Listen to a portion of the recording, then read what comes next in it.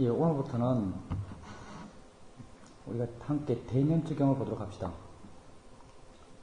제가 수영에 관련돼서 내가 할 수 있는 말은 거의 다 한 것 같아요.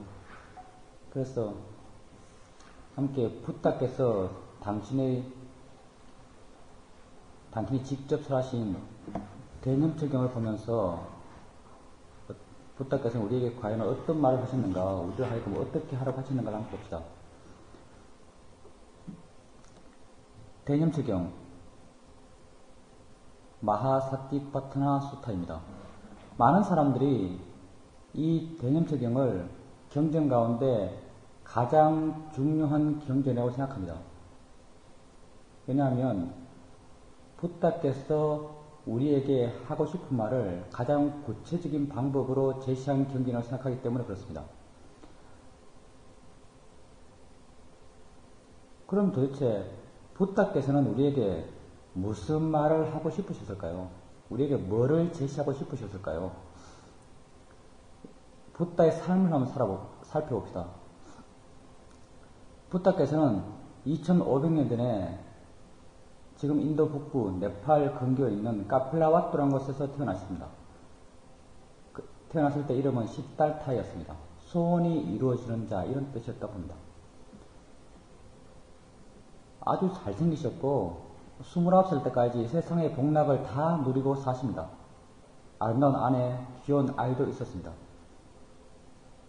워낙 부자여서 철따라 자신이 사는 궁전도 따로따로 있었습니다. 세상에서 누릴 건 다 누리셨습니다. 근데 이렇게 29살 때까지 이렇게 편하게 사시다가 29살이 되셔서 삶의 문제에 직면하십니다.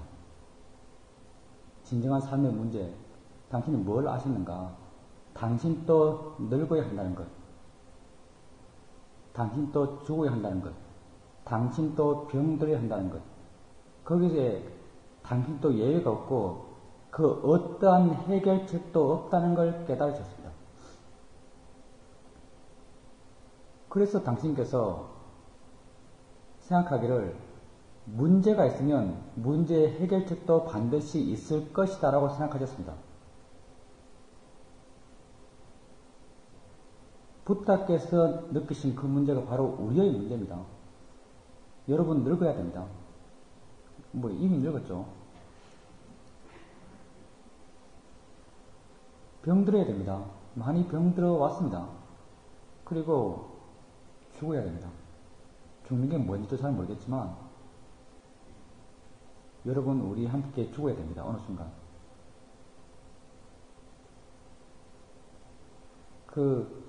목갈라나 존자와 사리불 존자가 아주 친한 친구였습니다.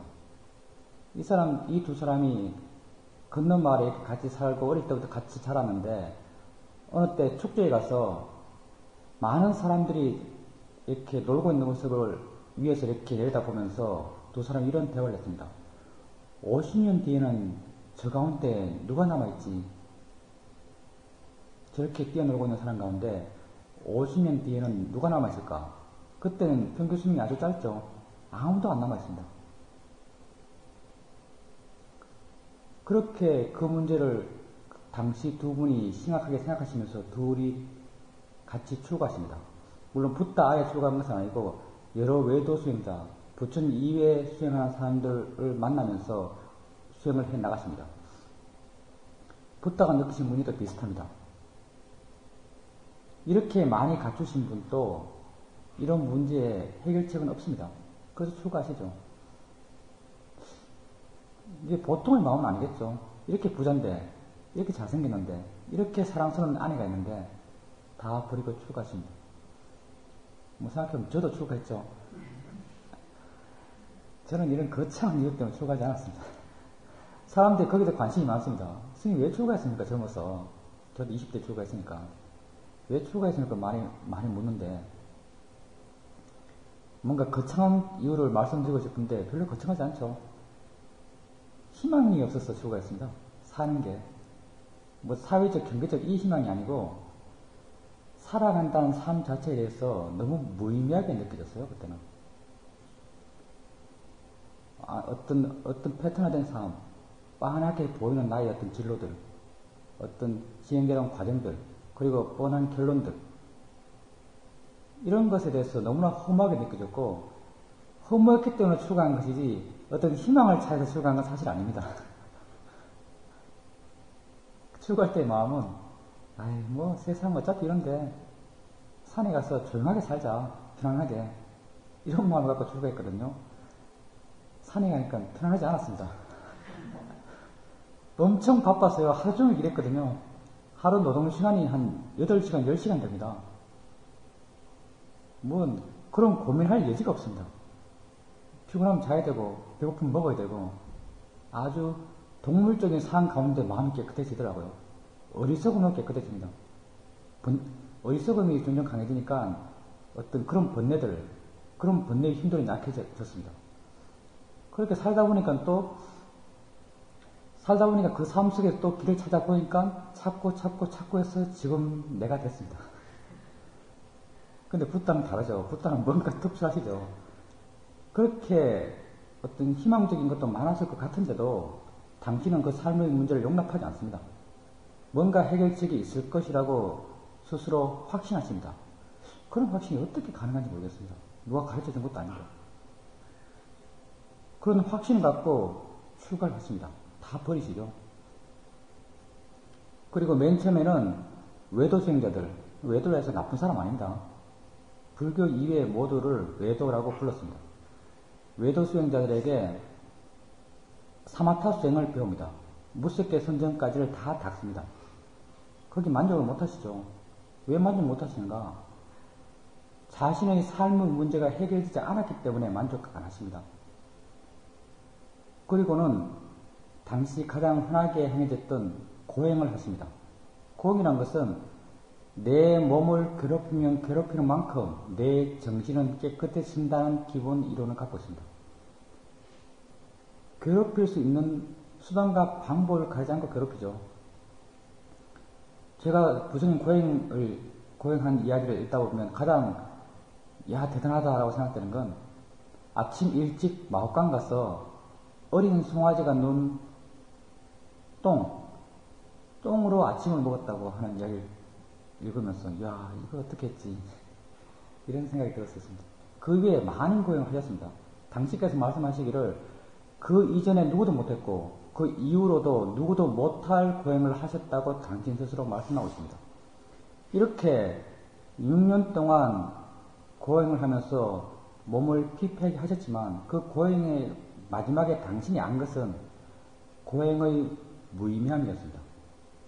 이렇게 몸을 끊임없이 고통스럽게 하는 것, 또 그 반대편, 몸을 끊임없이 즐겁게 해나가는 것, 이 양극단이 모두 바르지 않다라고 아셨습니다. 그리고 당신께서 중도를 선언하시죠.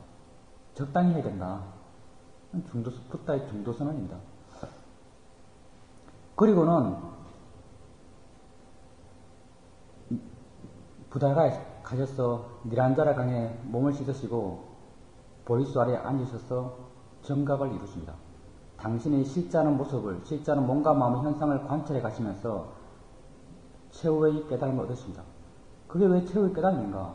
그 깨달음을 통해서 당신의 삶의 문제를 모두 해결하셨기 때문에 그것이 최후의 깨달음이라고 당신 스스로 아셨습니다. 보리수라는 것은 어떤 특정 나무를 지칭하는 게 아닙니다. 붓다께서 그 아래에서 앉아서 깨달은 나무, 그게 보리수입니다. 보리수에 다른 이름도 있죠. 그리고 붓다마다 이 보리수가 다 다릅니다. 근데 이제 붓다께서 이렇게 깨달으시면서 당신의 삶의 문제를 해결했습니다. 그럼 붓다가 안 늙었을까요? 계속 늙으셨죠. 붓다가 안 아팠을까요? 계속 아팠습니다. 안 죽었을까요? 죽었습니다. 그럼 도대체 무슨 문제를 해결했다는 겁니까? 붓다는 그렇게 늙고 병들고 죽는 가운데 어떠한 마음의 고통도 없으셨습니다. 왜냐하면 그런 것을 어떻게 봐야 하는지에 대해서 아주 명확한 지혜가 있으셨기 때문에 그렇습니다. 부처님이 마지막 돌아가실 때의 모습을 보면은 춘다에게 돼지고기 공양을 받고 배탈이 나고 설사를 하면서 더 이상 밥을 못 먹으면서 당신이 죽을 자리 우시 나가라로 이렇게 걸어갑니다. 처절하죠. 그 모습이 아주 불쌍합니다. 80대 노인이 그렇게 설사하면서 밥도 못 먹고 뼈짝 마른 몸으로 그렇게 힘들게 걸어가고 있습니다. 근데 부다께서는 그 어떤 일어나는 것에 대해서 어떠한 마음의 고통도 없으셨습니다. 우리 수행도 마찬가지죠. 우리 수행의 패턴도 기본적으로 그렇습니다. 우리가 수행해 가는 과정을 한번 보십시오. 우리는 일어나는 것을 없애기 위해서 수행하지 않습니다. 우리는 죽음이 없기 위해서, 병이 없기 위해서, 고통이 없기 위해서 수행하는 게 아닙니다. 우리는 그걸 인정하고 받아들이고 이해하기 위해서 수행합니다. 우리는 있는 것을 없애기 위해서 수행하지 않습니다. 우리는 있는 것으로부터 자유롭고자 수행합니다. 뭘 통해서 자유로운가? 이해를 통해서 자유로워집니다. 진리가 너희를 자유케 하리라. 아주 맞는 말입니다. 진리가 우리를 자유케 합니다. 우리가 우리 자신에 대해 이해했을 때 그 이해가 우리를 자유롭게 합니다. 부다께서 이런 이해, 이런 진리를 통해서 자유로워지신 겁니다. 부다도 자연의 법칙에 묶여있는 분입니다. 원인과 결과에 묶여있는 분입니다. 당신도 그것을 우주의 법칙, 어떤 존재의 원리를 거부할 수가 없습니다. 그런데 그런 것을 깊이 이해하셨기 때문에, 그런 진리를 깨달으셨기 때문에 그것으로부터 자유로워지신 겁니다. 우리가 가고자 하는 게 또 이런 길입니다. 부다께서 이런 수행을 통해서, 그런 이해를 통해서 당신의 삶의 문제를 모두 해결했다라고 아셨습니다.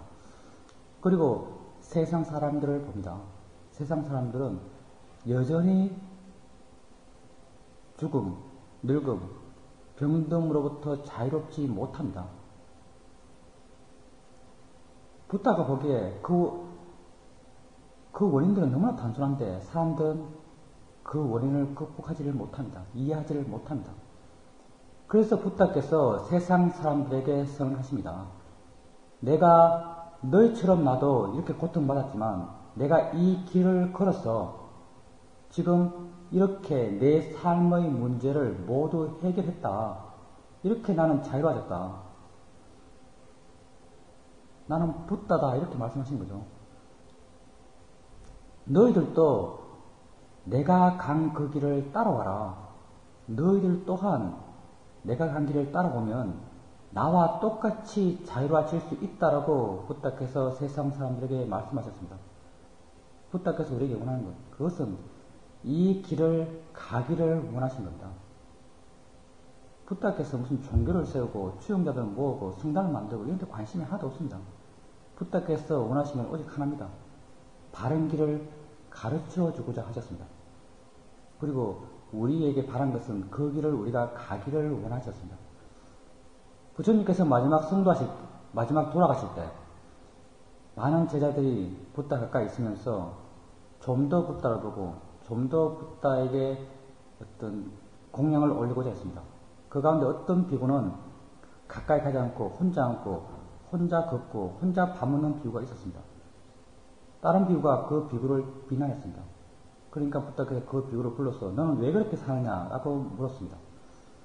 그 비구가 부다께서 곧 돌아가시는데 아직까지 부다의 가르침을 완전히 이해하지 못했습니다.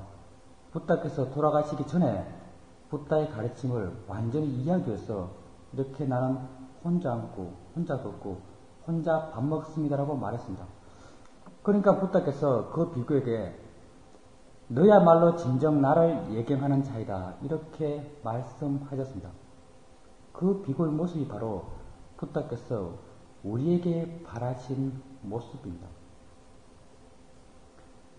그리고 부다께서 이 길을 어떻게 가라라고 가르쳐준 구체적 방법, 그게 이 대념적용에 나옵니다. 그래서 많은 사람들이 이 대념적용을 가장 중요한 경전이라고 이렇게 생각합니다.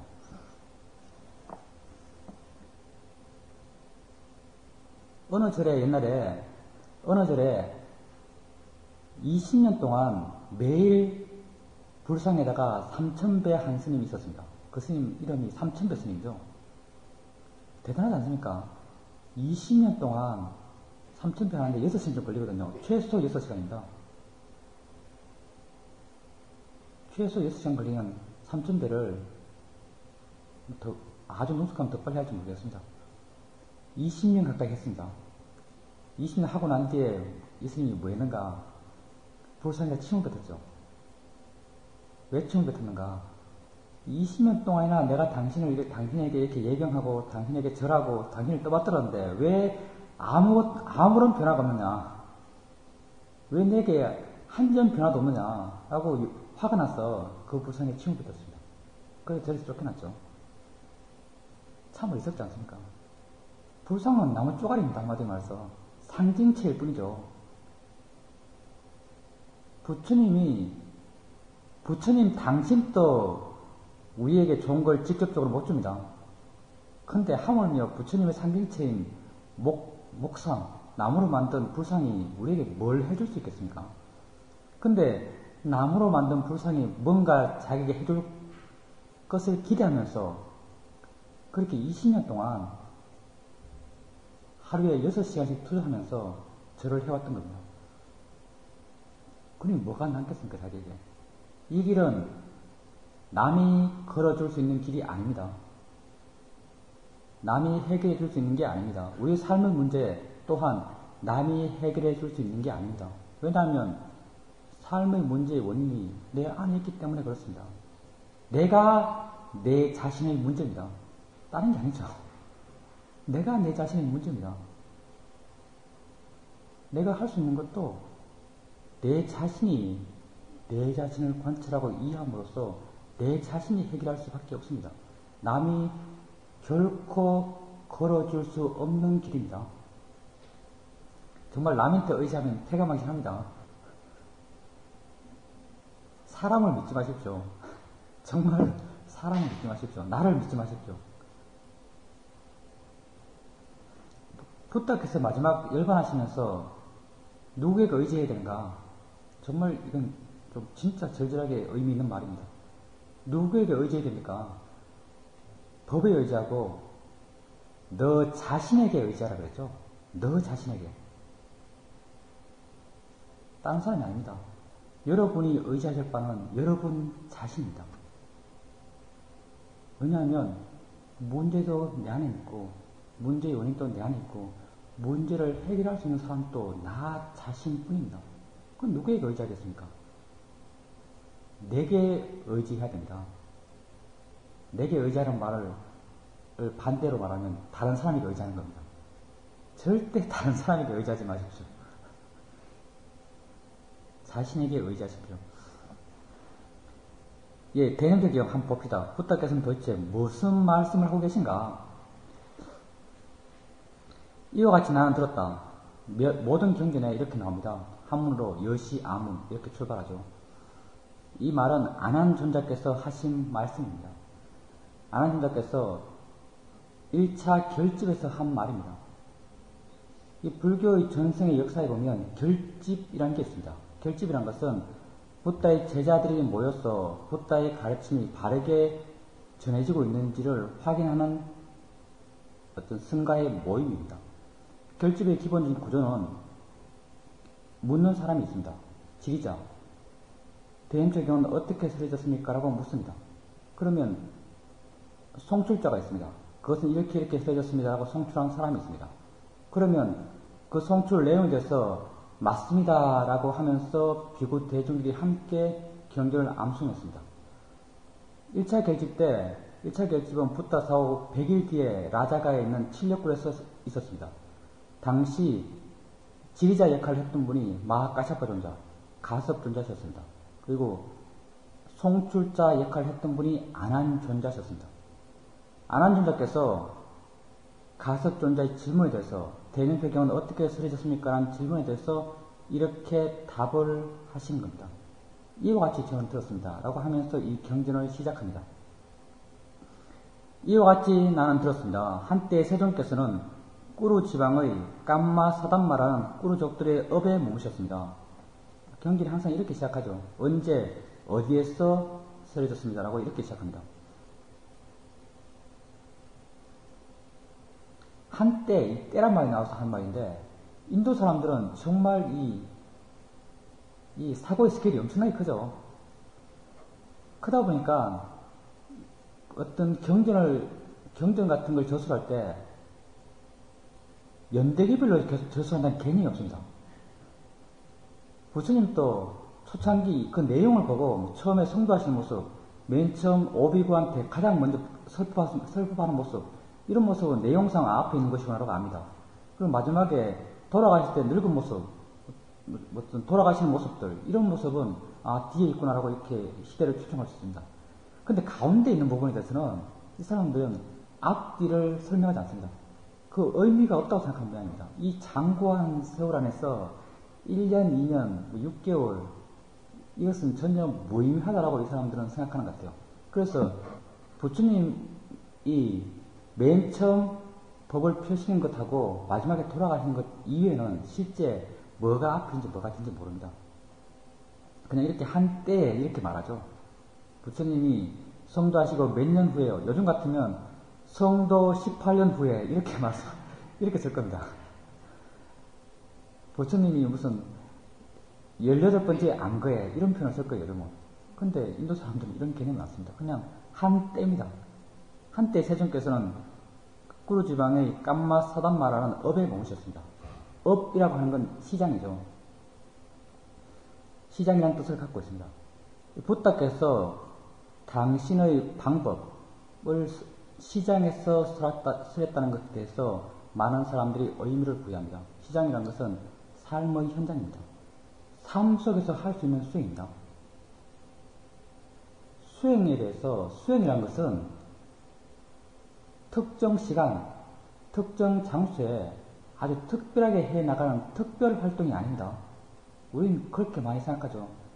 수행센터 와서 정말 좌선이라는 거룩한 자세로 폼나게 앉아서 이렇게 해나가는 것. 이게 수행이다. 라고 이렇게 생각하기 쉽습니다. 붓다는 그렇게 수행을 가르친 게 아닙니다. 붓다는 우리 삶의 방식으로 수행을 가르친 겁니다. 이렇게 살아라라고 가르친 겁니다.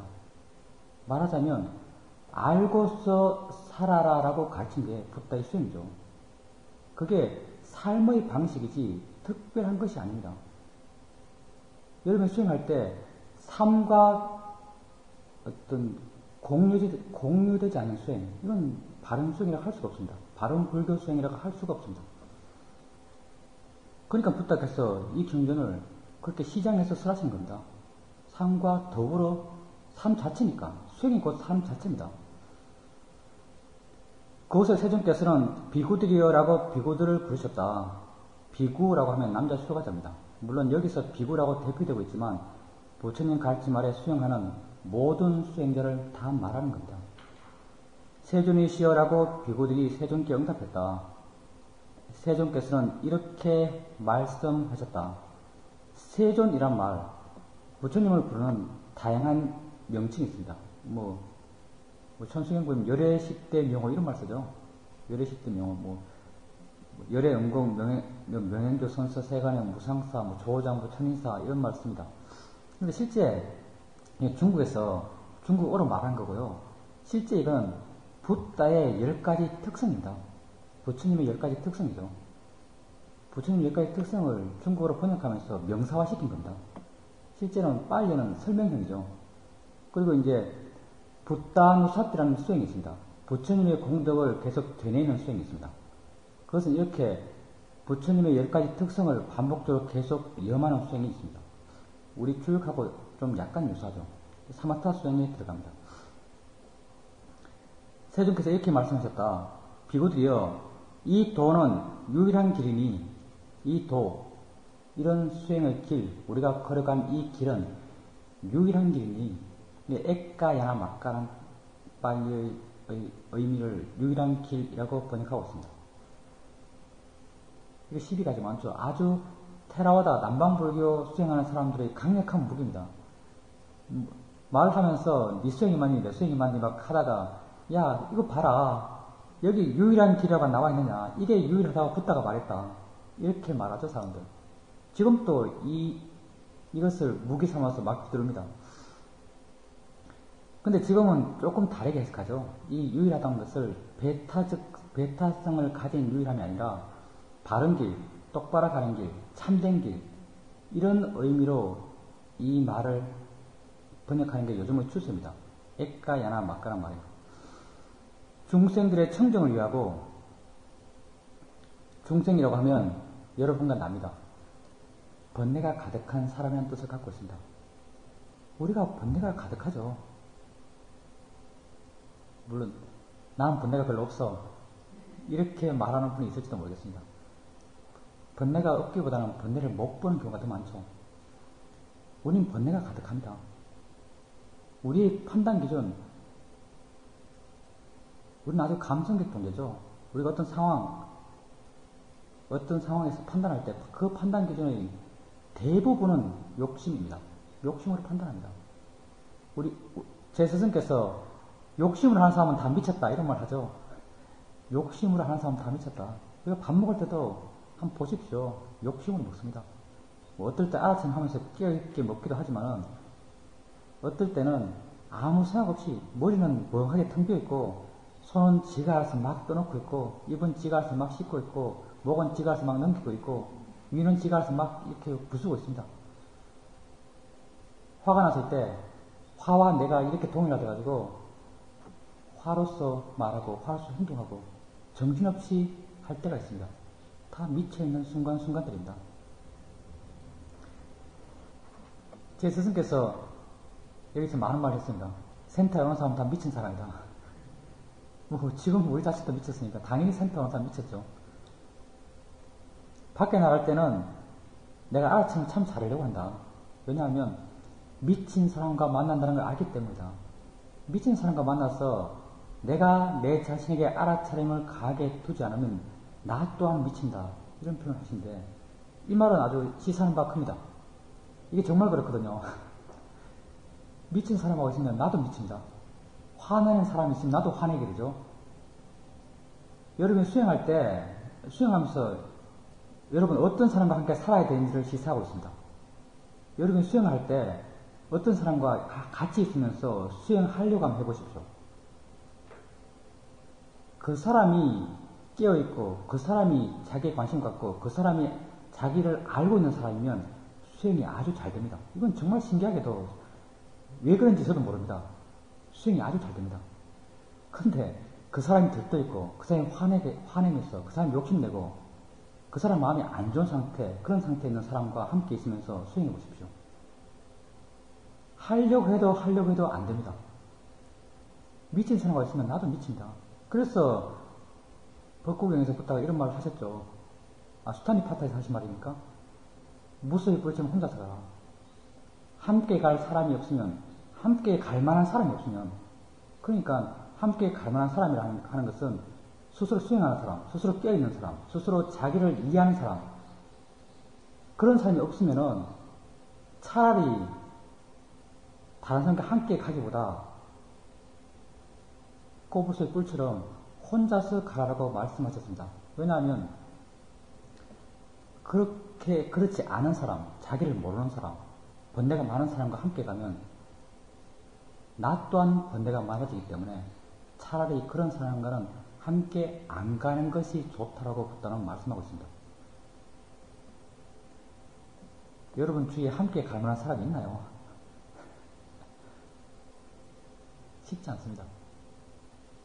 도반이 정말 쉽지 않죠. 중생들의 청정을 위하고 청정, 당연히 마음의 청정을 말합니다. 뭐가 청정하겠습니까? 몸이 청정한 것 중요하지 않습니다. 마음이 청정한 것.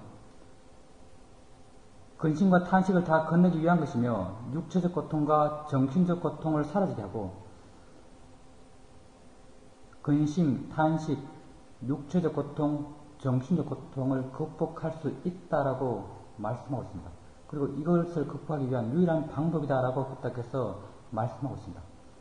이 수행을 통해서 우리 삶의 문제를 모두 극복할 수 있습니다. 수행을 모두 끝낸 그런 아란의 경우는 이런 삶의 문제 자체가 일어나지 않겠죠. 욕심, 화, 어리석음이 일어나지 않습니다. 수행의 과정에 있는 우리는 수행의 과정을 밟아가면서 조금씩 힘을 키워갑니다.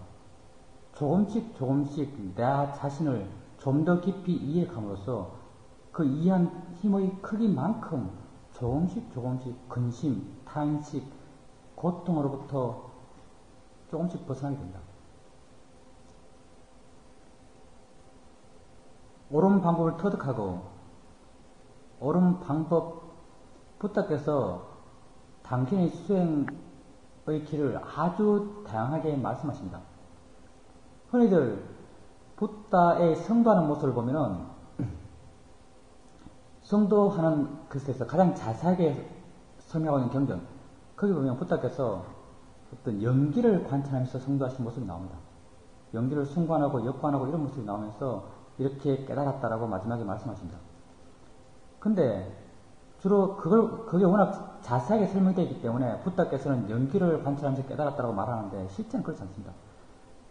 경전 보면 다른 부분에 다른 이야기가 많이 나옵니다. 그 성도하신 그 상황에서 관찰하신 주제에 대해서 무슨 6가지 감각경이 일어나 무슨 아주 다양한 주제를 관찰했다는 이야기를 하시면서 당신이 성도했다라고 이렇게 말씀하고 있습니다. 여러 가지 당신의 수행의 길에 대해서 이야기하시지만 우리가 한마디로 부다께서 걸어가신 길이라고 말할 때 칭해지는 것은 8가지의 바른 길, 8정도입니다. 바른 견해, 바른 사유, 바른 말, 바른 행위, 바른 생계, 바른 노력, 바른 마음챙김, 그리고 바른 마음의 고요함. 이 8가지 바른 길을 우리가 부다가 가신 길이라고 명시적으로 말할 때 항상 칭해지는 것입니다. 8정도를 터득하고 열반을 실현하기 위한 것이다. 열반. 뭔 말인지 모르죠? 열반. 고통의 끝이라고 표현될 수 있는 것입니다. 열반. 열반의 문헌적 뜻은 불이 꺼진 것, 불이 꺼진 상태, 이것을 열반이라고 합니다. 욕심, 화, 어리석음의 불이 꺼진 것, 또 좀 더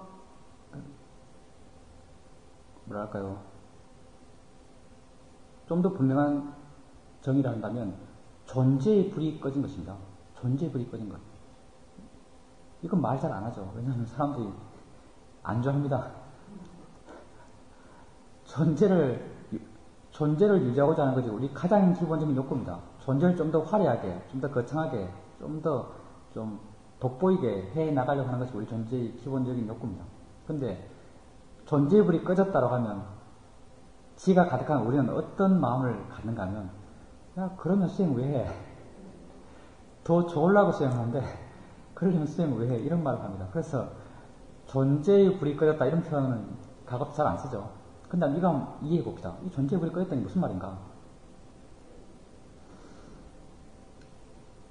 우리가 이 세상에 존재하는 것은 기본적으로 우리 마음에 존재를 열망하는 에너지가 있기 때문에 존재합니다. 에너지가 없으면 존재하지 않죠. 그리고 우리가 윤회를 이야기하는 이유도 뭐냐면 존재의 불이 죽는 그 순간도 꺼지지 않기 때문에 그렇습니다. 죽는 그 순간에도 존재를 열망하는 불이 꺼지지 않습니다. 그 에너지가 이어집니다. 이어져서 다음 생을 받게 됩니다. 다음 생에서도 또 존재에 대한 열망이 존재합니다. 그래서 또 다음 생을 받죠. 이 존재에 대한 열망이 끊임없이 있기 때문에 끊임없는 윤회를 해 나간다고 이야기합니다. 근데 이러한 존재에 대한 열망의 문제를 모두 해결하신 분, 그분들이 바로 아라한들입니다. 아라한들은 존재에 대한 열망을 모두 놓으신 분들입니다. 존재하고자 하는 마음의 에너지가 없습니다. 죽는 그 순간 존재하고자 하는 마음의 에너지가 제로입니다. 그럼 죽었습니다. 이 에너지가 없기 때문에 다음 생이 생겨나질 않습니다. 다음 생이 형성되질 않습니다. 어디로 갔는가? 그건 모릅니다. 열반으로 갔다 이런 표현 쓰죠. 이렇게 존재의 불이 꺼진 것입니다. 그래서 경전에서 보면 경전에서 열반이다라고 닉반하다라고 말하는 것은 언제나 죽음과 동반해서 나타납니다. 아란이 죽었을 때 열반을 향해 나아갔다, 열반을 성취했다 이런 표현을 씁니다. 근데 이제 어떤 성인의 깨달음 또 열반을 대상으로 한다라고 말을 하기 때문에 살아있으면서 깨달은 열반, 죽으면서 존재불이 꺼진 상태로 들어간 열반을 구분합니다. 그걸 이제 유여 열반이라고 표현하고 살았을 때 체험하는 열반을 유여 열반, 남음이 있는 열반 이렇게 표현합니다. 근데 이제 아란이 죽은 이후의 열반, 그것을 무여 열반이라고 이렇게 구분지어서 말합니다. 그렇게 열반이라는 것은 존재의 불이 확 꺼진 것. 여러분 지금 지혜로 이해하려고 하지 마십시오. 내가 없다 하면 보통 다 안 좋아합니다. 근데 여러분의 지혜가 점점 깊어져 가면 이것에 대한 이해도 점점 달라져 갈 겁니다. 자신에 대한 이해가 점점 깊어져 가면 이걸 바라보는 시각 또한 계속 변해갑니다. 열반에 대한 설명은 어떤 아비담마에서 구체적으로 많은 시도가 있었습니다. 아비담마에서는 열반을 마음의 대상이라고 봅니다. 마음의 대상으로서 열반을 실현하는 겁니다. 이렇게 열반을 대상을 하는 마음을 도와 과의 마음이라고 합니다. 그래서 수다원도 수다원과, 사담도 사담과, 안함도 안함과, 아란도 아란과 이렇게 이 열반을 실현하는 네 종류의 8무리의 사람을 이야기합니다. 이걸 사상팔배라고 그러죠. 사상팔배, 성인들의 모임입니다. 그리고 이런 성인들의 모임을 상가라고 말합니다. 아주 근본적으로 말해서 상가를 엄차해서 승가가 됐죠. 중국어로. 아주 근본적으로 말해서 승가의 구성 원인, 인원은 성인들입니다. 수다원, 사담, 안함, 아라한의 사람들의 모임을 상가라고 불렀습니다. 그래서 우리가 상감, 살아난 가참이라고 하면서 상가에 비유합니다. 여러분 번뇌에 대해서 조금씩 이해해 나가게 되면 번뇌가 얼마나 뿌리 깊다는 걸 이해하게 되고 이런 번뇌를 근본적으로 해결하신 분, 이런 성인들에 대해서 그분들이 얼마나 대단한 일을 한 것인가, 얼마나 위대하신 분인가 이런 것에 대한 이해가 여러분 생깁니다. 그때 진정으로 상가에 귀의하고자 하는 마음이 생기죠. 불법성 삼보에 대한 믿음, 이 믿음이 단순하지 않습니다. 불법성 삼보에 대한 믿음이 아주 깊은 이해가 있을 때 생겨납니다. 뭘 알아야 붓다가 위대한 줄 알죠. 붓다의 가르침이 내게 도움되는 걸 스스로 발견할 수 있어야 법이 위대한 줄 압니다. 자기 존재의 문제를 깊이 깨닫을 때 그 문제를 해결한 사람이 얼마나 대단한지를 압니다. 이럴 때 신심이 생기는 겁니다. 이 열반에 대해서 가장 문제시되는 정의는 우다나라는 경전이 나옵니다. 꾼다카 니카에 나오는 우다나라는 경전이 있습니다. 거기에 보면 이 열반은 조건 지어지지 않은 법이다라고 명시적으로 탁 박아놨습니다. 조건 지어지지 않은 법, 여기서 문제가 되는 게 뭐냐면 마음이 아니단 말입니다. 왜냐하면 마음은 조건 지어 있기 때문에 있다가도 없고 없다가도 있고 조건대로 일어나고 생각할 것이면 생각하고 보이는 것이면 봅니다. 다 조건 속에서 일어나고 있죠. 열반이 마음이 아니다라고 하니까 될 수 있는 건 열반이 마음의 대상이 될 수밖에 없습니다. 조건 지어지지 않은 법, 이건 우리가 이해할 수가 없죠. 이것은 일어남이 없단 말입니다. 일어남 또한 조건 속에서 일어나는 겁니다. 우리가 마음을 압니다. 마음이 보이는 것도 아니고 잡아서 알 수 있는 것도 아닌데 마음을 알 수 있습니다. 왜냐하면 마음이 작용하기 때문에 알 수 있습니다. 열반은 조건지어지지 않기 때문에 작용하지 않습니다. 사라지는 것도 없습니다. 이 도대체 뭘까요? 우리가 알 수 있는 게 아니죠. 그래서 뭐 무시무정, 불생불멸 이런 말을 하는 겁니다. 청정도론에 보면 열반을 사여주로 생각해서 결론을 내려고 하면 그 결론은 미치는 것이다. 이런 표현도 나옵니다. 조건 지어지지 않은 법이 있는 반면에 조건 지어진 법이 있습니다. 조건 지어진 법, 그게 바로 우리의 몸과 마음입니다. 우리 몸과 마음은 조건에 따라서 변해갑니다. 조건 지어진 법이죠. 우리의 수행의 대상이고 우리가 수행을 통해서 이해해 나가야 될 것입니다. 우리가 위파사나 지혜라고 말하지만 이 위파사나 지혜는 바로 조건 지어진 법에 대한 지혜들입니다. 그리고 스승들은 조건 지어진 법에 대한 이해가 완전해졌을 때 마음은 자연스럽게 조건 지어지지 않은 법을 향해 간다라고 말씀하고 있습니다. 우리 큰 사이도 같은 경우는 존재의 고에 대해서 완전히 이해하면 마음이 자연스럽게 열반을 향해 간다라고 말씀하고 있습니다. 그럼 우리 수행에서 어떻게 우리 수행을 통해서 지가 개발돼 가면서 이런 과정을 밟아가는지 대충 한번 봅시다. 우리가 이렇게 수행하고 있다는 걸 한번 확인해 봅시다. 우리가 수행을 합니다. 맨 처음 수행해 가면서 대상을 가볍게 보라고죠. 있으면 있는 대로 가볍게 대상을 봐갑니다. 점점 마음이 대상으로 물러나죠. 한순간 여러 가지 것을 한꺼번에 볼 수 있는 만큼 마음이 자유로워지고 마음이 가벼워지고 알아차리는 마음이 힘이 좋아집니다. 그래도 그때까지 수행의 대상은 관념이죠. 마음에 인지되는 것을 대상으로 수행합니다.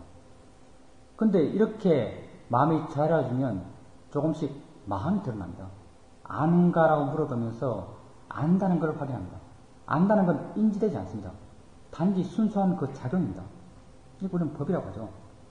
실제는 법을 대상으로 알아침을 해 나갈 수 있습니다. 안다는 게 알아지면 계속 그것만 합니다. 계속 안다는 걸 대상으로 알아침 해 나갑니다. 질문을 계속해 가면서 계속적으로 아는 마음의 작용을 대상으로 해 나갑니다. 아는 마음은 실제는 법이고 실제는 법을 대상으로 계속적으로 알아침 해 나가게 되면 자연스럽게 실제하는 법에 대한 이해가 생겨나갑니다. 볼 때 보는 줄 알고 들 때 듣는 줄 아는 걸 계속해 나가 보십시오. 어느 순간부터 한 대상을 볼 때, 한 대상을 보면서도 내가 보는 마음이, 일어나는 보는 마음이 끊임없이 일어나고 있다는 걸 이해합니다. 이때 끊임없이 일어나는 마음을 내가 볼 수 있는 게 아닙니다. 볼 수 없습니다. 마음은 인지되지 않습니다. 내가 끊임없이 일어나고 있다는 걸 이해합니다. 그리고 내 스스로 그 이해를 확인할 수 있습니다. 내가 이렇게 고정된 것처럼 보이는 이 컵을 봅니다.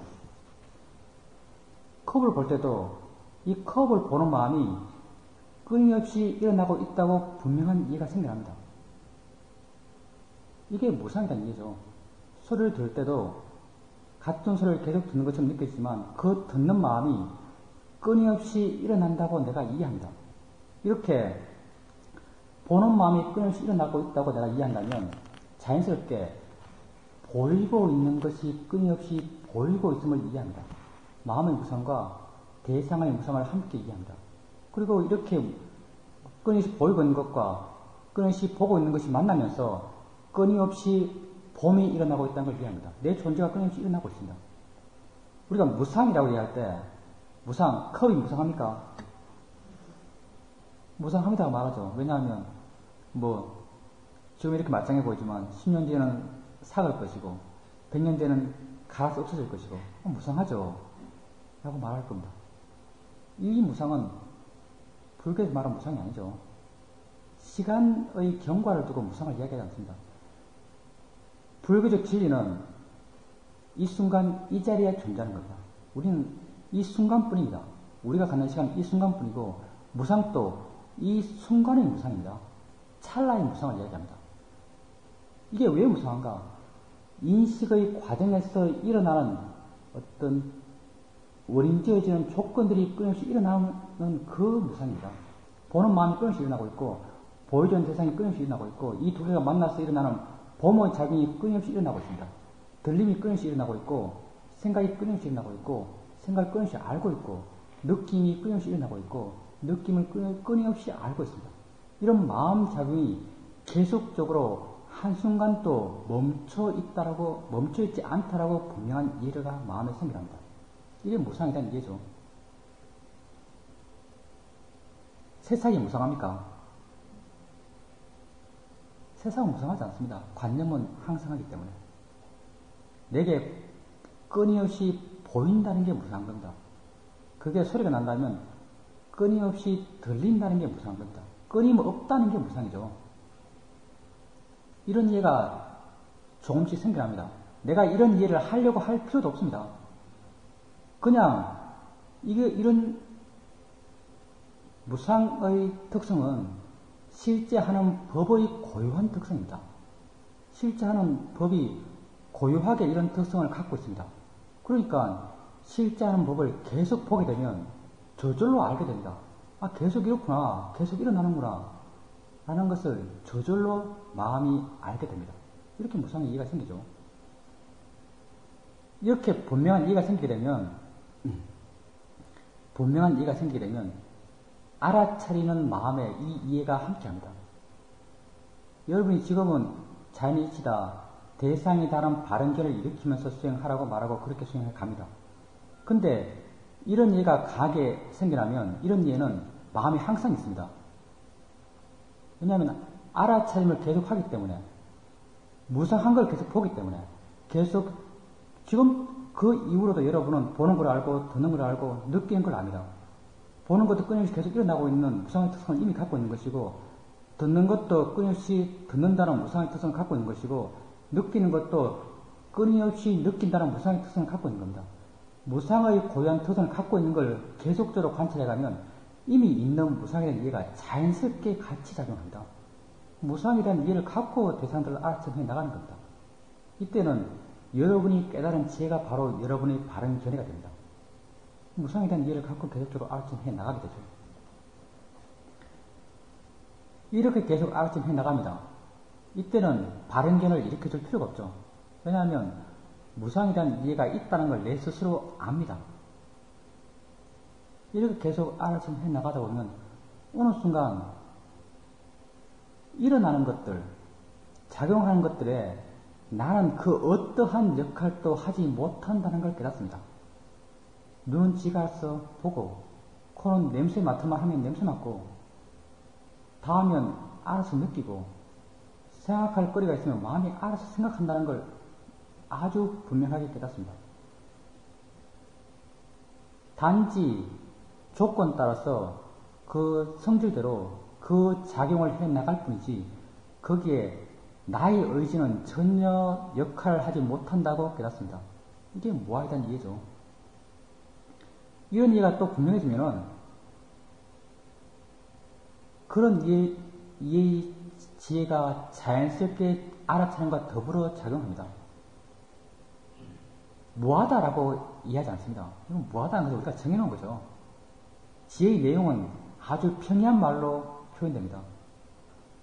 저 같은 경우는 저절로 일어나네, 이런 시각으로 계속 봤습니다. 이런 이해를 갖고 있을 때 저절로 일어나는 이해의 시각으로 이걸 계속 알아차림 했었습니다.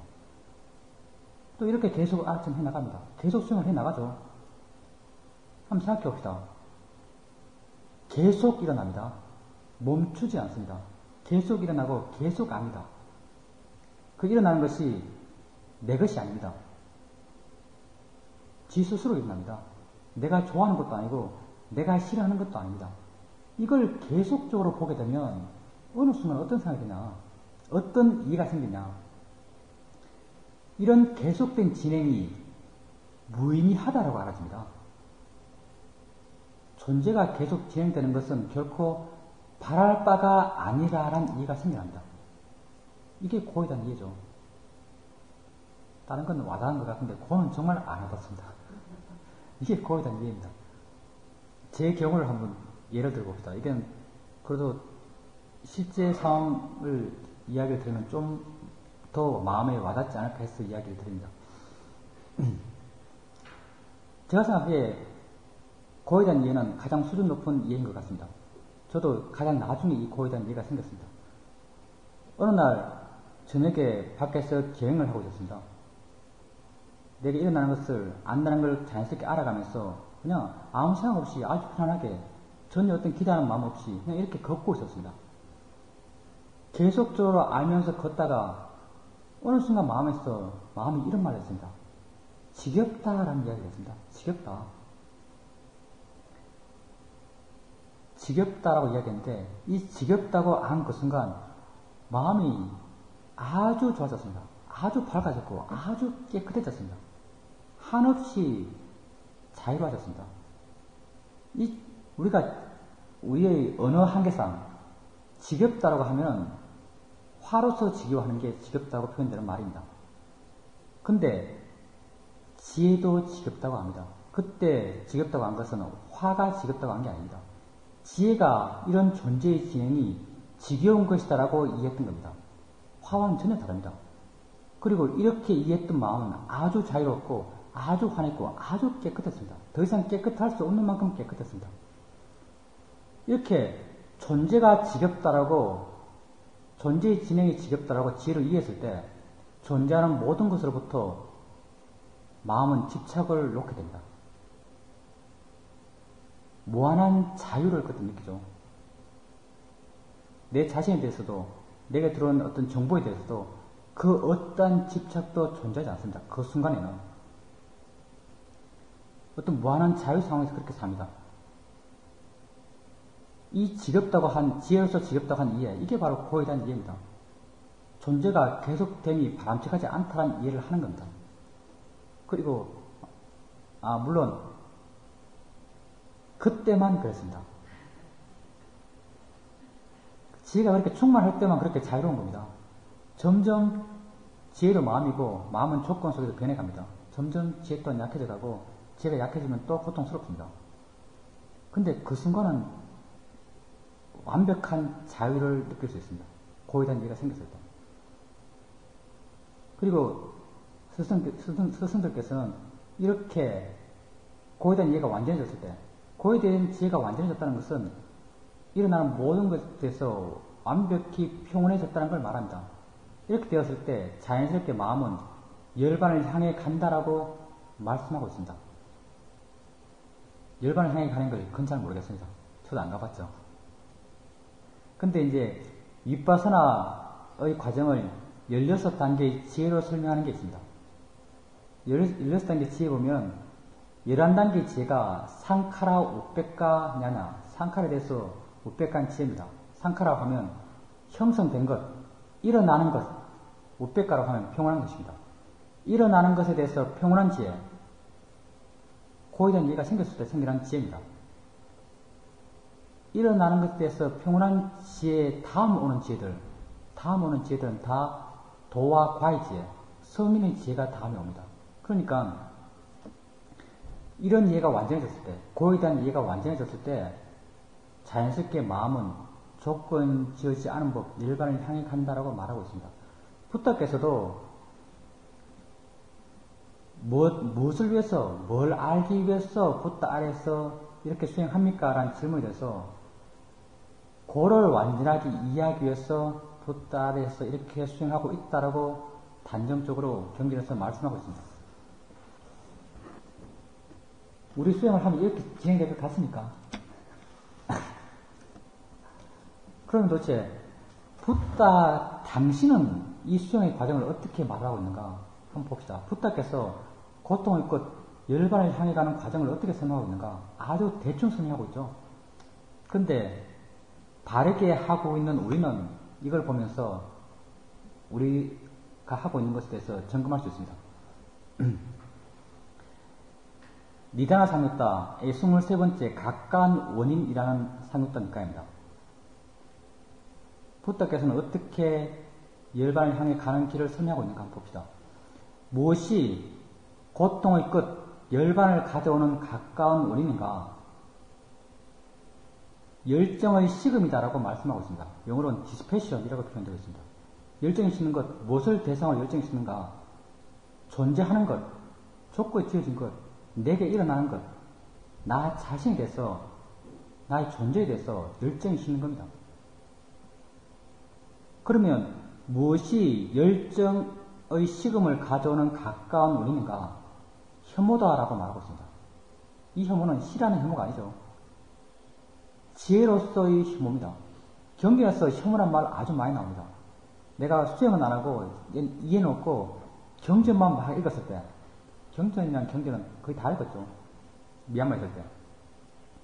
다 읽고 난데 내가 이게 붓다의 진정한 가르침이야 라고 주장하며 다녔던 게 이겁니다. 존재를 혐오하라. 존재를 혐오하라. 붓다는 이 말 하려고 가르쳤다. 사람들한테 강력하게 그렇게 이야기하고 다녔습니다. 존재를 혐오하라. 지금 생각해보면 참 한없이 부끄럽죠. 그때는 존재가 도대체 뭔지도 모르는 때였습니다. 혐오가 싫어하는 혐오밖에 몰랐습니다. 존재를 싫어해라라는 밖에는 이해되지 않는 그 말을 갖고 이게 붓다의 진정한 가르침이라고 하면서 자랑하고 다녔습니다. 혐오란 말 경전에 엄청나게 많이 나옵니다. 이런 표현을 많이 자주 하시죠. 시작을 알 수 없는 삼사라의 시작부터 이 윤회를 끊임없이 해오면서 수많은 사람을 만나고 수많은 아버지를 가졌고 수많은 어머니를 가졌고 수많은 부인을 가졌고 수많은 아이들을 가지면서 그들과 헤어지면서 수많은 눈물을 흘리고 그 눈물의 양을 다 모으면 5대 양의 물보다 더 많다. 이렇게 삼사를 살아오면서 고통받아 살아왔다. 이제 그만 되었다. 이제 그만해라. 이제 존재를 혐오할 때가 되었다. 이렇게 부탁해서 말하고 있습니다. 그거 보면서 이거네 라고 알았습니다. 제대로 안 게 아니죠. 오직 싫어하는 혐오만 알았습니다. 그 혐오가 아닙니다. 지혜로서 혐오스럽다고 통찰하는 겁니다. 이 혐오가 열정을 식게 한다고 부다가 말하고 있습니다. 그러면 무엇이 혐오를 갖고 오는 가까운 원인인가? 있는 것을 있는 그대로 아는 지혜다라고 말하고 있습니다. 있는 것을 있는 그대로 아는 것. 우리 수행에서 뭡니까? 법을 대상으로 알아침하는 것. 그게 바로 있는 것을 있는 그대로 아는 것입니다. 우리 수행의 점차에서는 안다는 것을 이해했을 때 안다는 것이 실제는 법입니다. 있는 것 그 자체입니다. 아는 작용 그 자체입니다. 안다는 것을 이해했을 때 있는 것을 있는 그대로 관찰할 수 있는 지혜가 있는 것입니다. 당연하게 안다는 것을 계속 알아가 보십시오. 실제는 법입니다. 실제는 법의 특성이 자연스럽게 드러납니다. 실제는 법의 특성이 바로 고의 특성이죠. 혐오의 특성입니다. 이렇게 실제하는 법을 있는 그대로 아는 지혜는 무엇을 가까운 원인으로 하는가? 마음의 고요함이다라고 말하고 있습니다. 우리 수행의 과정을 부탁해서 이렇게 설명하고 있습니다. 우리는 실제 수행을 밑에서부터 올라가죠. 알아차림 계속해 나가게 되면 자연스럽게 마음이 고요해집니다. 마음이 고요해지면 있는 것을 있는 그대로 봅니다. 안다는 것을 더 쉽게 이해할 수 있습니다. 사마디에 힘이 좋은 사람은 아는 마음을 쉽게 봅니다. 안다고 쉽게 이해할 수 있습니다. 실제는 법의 작용, 아는 작용을 계속적으로 이어지게 알아침해 보십시오. 자연스럽게 실제하는 법의 특성이 드러납니다. 무성하다는 특성, 무하다는 특성, 고라는 특성이 드러납니다. 원할 바가 아니다. 바랄 바가 아니라는 혐오에 대한 이해가 생겨납니다. 이렇게 혐오에 대한 이해가 생겨나죠. 존재를 지혜로서 혐오하게 되면 당연히 존재에 대한 집착이 떨어집니다. 열정이 식게 되죠. 이렇게 열정이 식게 되면 자연스럽게 마음은 존재를 향하지 않습니다. 조건 지어진 것을 향하지 않습니다. 조건 지어지지 않은 법을 향해 나아갑니다. 이렇게 조건 지어지지 않은 법, 그게 바로 고통의 끝, 열반이라고 부탁해서는 그렇게 말하고 있습니다.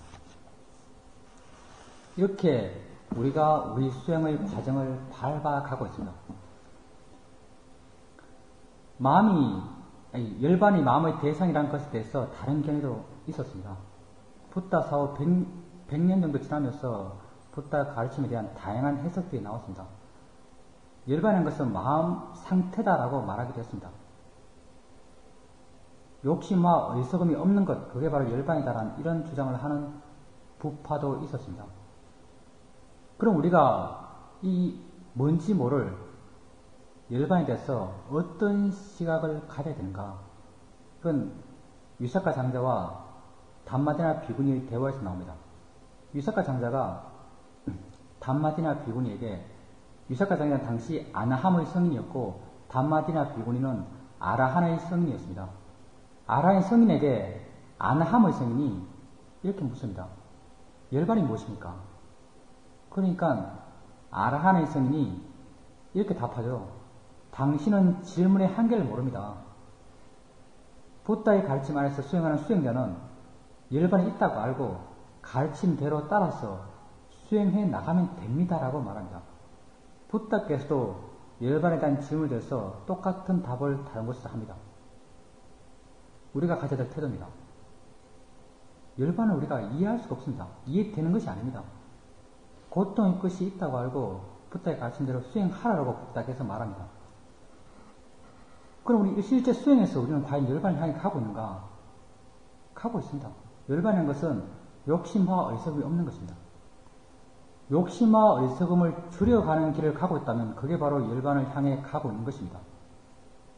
경전에서 붓다께서 욕심과 어리석음을 줄이기 위해서 수행한다면 그건 바르게 수행하는 것이다라고 말씀하고 있습니다. 여러분은 욕심과 어리석음을 줄이기 위해서 수행하고 있습니다. 줄어든 걸 어떻게 압니까? 욕심에 대해서 이해한 이해를 확인함으로써, 화에 대해서 이해한 지혜를 확인함으로써 욕심과 화가 줄었다는 걸 알 수 있습니다. 화를 좀 더 대성화시킬 수 있고, 화가 마음이라고 이해하고 작용이라고 이해했을 때 화에 대해서 이해한 지혜가 조금씩 생겨난 것입니다. 이런 이해가 강해지면 강해질수록 화로부터 좀 더 자유로워져 갑니다. 화가 줄어들었다라고 말할 수 있습니다. 왜냐하면 지혜의 기본적인 특성이, 성질이 번뇌를 줄이는 것이기 때문에 그렇습니다. 지혜는 그 고유한 성질이 번뇌를 줄이는 성질입니다. 지혜가 나면 번뇌를 줄이는 작용을 자기가 알아서 합니다. 지혜를 확인함으로써 우리는 그렇게 번뇌가 줄었다는 것을 확인할 수 있습니다.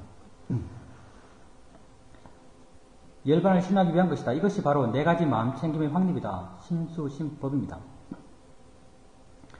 무엇이 네 가지인가? 비구도요. 여기 비구는 몸을 단지 몸으로 관찰하며 묻는다. 어떻게 우리 자신을 봐야 하는지에 대한 방법입니다. 한결같이 이 방법입니다.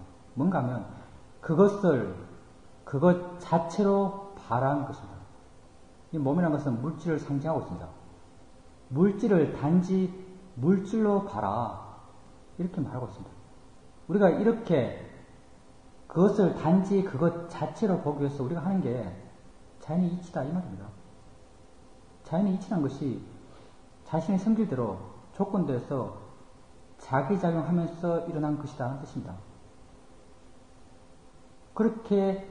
그런 시각으로 봤을 때 그것을 그것 자체로 바라보는 것입니다.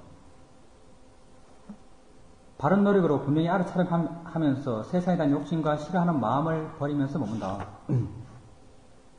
보는 방법은 다 같습니다. 느낌을 단지 느낌으로 관찰하며 머문다. 마음을 단지 마음으로 관찰하며 머문다. 법을 단지 법으로 관찰하며 머문다. 법이란 것은 일어나는 것이 자기 성질대로 고유하게 일어났다는 법에 대한 이해를 갖고 일어나는 걸 관찰했을 때 법념처를 한다라고 말할 수 있습니다. 그것을 그것 자체로 보라라고 반복적으로 계속 말하고 있습니다. 다음에 그 이후로도 부탁해서 우리 자신을 관찰하는 방법에 대해서는 언제나 이렇게 말씀하십니다. 그것 자체로 보라고 말씀하십니다. 바른 노력으로 분명히 알아차림하는 자 되어서 세상에 대한 욕심과 싫어하는 마음을 버리면서 먹는다. 여기까지가 대행적용에서의 붓다가 말씀하시는 서문들입니다.